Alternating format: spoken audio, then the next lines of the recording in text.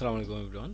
তো চলে আসলাম বিটকয়েনের একটা আপডেট দেওয়ার জন্য। বিটকয়েন আসলে অ্যাকচুয়ালি এখানে কি করতেছে, মার্কেট ম্যানিপুলেশন বা মার্কেট মেকার যারা আছে, যারা মার্কেটকে কন্ট্রোল করে, অ্যাকচুয়ালি মার্কেটে এখন মানে আরেক ধরনের স্ক্যাম হইতেছে। এটা কিভাবে আমরা বুঝতে পারি?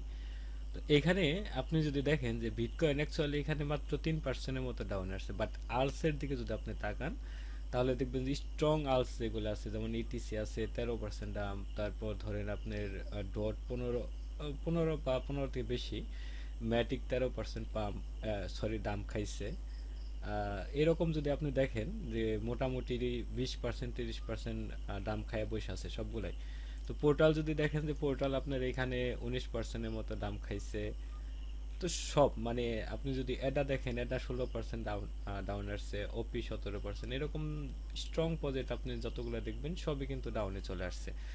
এখন যদি আপনি বিটকয়েনের সাথে কম্পেয়ার করেন তাহলে কিন্তু আপনি এখানে দেখতে পাবেন যে বিটকয়েন এখনো 67,000, বাট আর্লস কিন্তু সেই লেভেলের ব্লিডিং হয়েছে। এখন যদি আপনি এখানে টোটাল টোটাল থ্রি দেখেন তাহলে আপনি এখানে বুঝতে পারবেন যে অ্যাকচুয়ালি এখানে কি হয়েছে। অ্যাকচুয়ালি আপনি যদি দেখেন যে বিটকয়েন যখন আপনার এখানে পাম্প করতেছিল, তো বিটকয়েন যখন আপনার এখানে এর আগে যখন বিটকয়েন আপনার পাম্প দিতেছিল, তখন আপনি দেখবেন বিটকয়েন এখানে সেই লেভেলের একটা পাম্প হয়েছে, এখানেও সেই লেভেলের একটা পাম্প হয়েছে।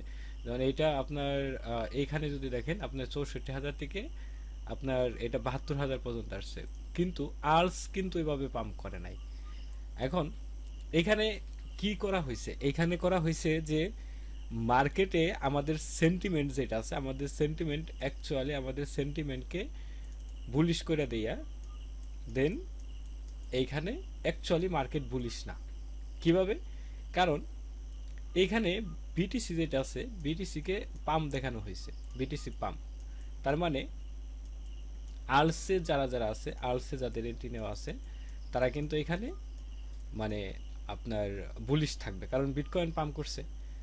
কিন্তু এটা শুধুমাত্র বিটকয়েনকেই পাম্প করানো হয়েছে, অন্য কিছু কিন্তু না।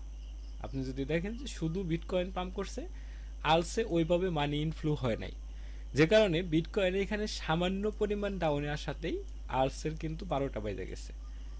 এখন এইটা মার্কেটে কন্টিনিউয়াসলি এক একটা স্ট্র্যাটেজি চেঞ্জ করে হোয়েলসরা, যে আমরা এটা বুঝতে পারি না, এক এক সময় এক এক স্ট্র্যাটেজিতে আমাদের সাথে খেলে, যে কারণে আমরা এই ট্রেন্ডগুলো ধরতে পারি না বা এই স্ক্যামগুলো ধরতে পারি না। এখন অ্যাকচুয়ালি আমরা এই এর থেকে কিভাবে বাঁচতে পারবো? এর থেকে বাঁচার জন্য আমাদের খুব ভালো করে লক্ষ্য করতে হবে যে বিটকয়েনের সাথে আর্লসের বিহেভিয়ারটা কি। ধরেন এটা যদি বিটকয়েনের চার্ট থাকে, তাহলে আমাদের আর্লস মানে সমান তালে উঠতেছে কিনা, একটু কম বেশি হতে পারে, but according to bitcoin, bitcoin যতখানি পাম্প দিতেছে সেই অনুপাতে আপনার আর্লস টোকেন পাম্প দিতেছে কিনা এটা আমাদের কিন্তু দেখতে হবে। তাহলেই কিন্তু আমরা বুঝতে পারবো যে অ্যাকচুয়ালি হোয়াট হ্যাপেন নেক্সট। যদি দেখেন যে আপনার আর্লসের সাথে বিটকয়েনের সাথে আর্লসও পাম্প দিতেছে, তাহলে আপনি বুঝতে পারবেন যে মার্কেটে এখানে মোটামুটি একটা ভালো পরিমাণে মার্কেট একটা বুলিশ মুভমেন্টে চলে আসতে পারে। কিন্তু যদি দেখেন যে এই ক্ষেত্রে যেটা হয়েছে যে শুধু বিটকয়েন পাম্প দিছে কিন্তু আর্লস পাম্প দেয় নাই, সেই ক্ষেত্রে আপনার সবগুলা আর্লসই কিন্তু বিটকয়েন একটু নামাতেই আপনার কি হলো, আর্লস নেমে গেল।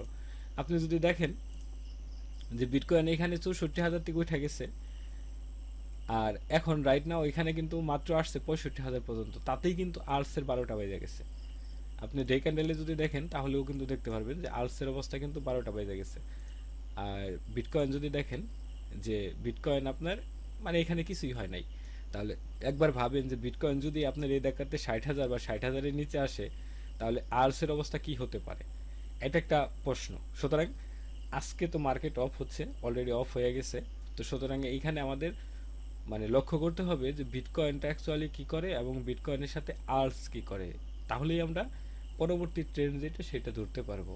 তা এই ধরনের মানে মুভমেন্টগুলো, প্রাইস অ্যাকশনগুলো আমাদেরকে অবশ্যই অবশ্যই খেয়াল করতে হবে, তা না হলে আমরা মানে কন্টিনিউয়াসলি হোয়েলসদের ট্র্যাপে পড়ে আমাদের যে ব্যালেন্সগুলো আছে সেগুলো কমতে থাকবে। তো এগুলো আমরা খেয়াল রাখবো। তো পরবর্তী আপডেট আসলে আমি আপনাদেরকে ইমিডিয়েটলি জানাই দেবো। সে পর্যন্ত সাথে থাকেন, দেখা হচ্ছে পরবর্তী ভিডিওতে। আপনাদের সবার জন্য শুভকামনা রইল। আল্লাহ হাফেজ।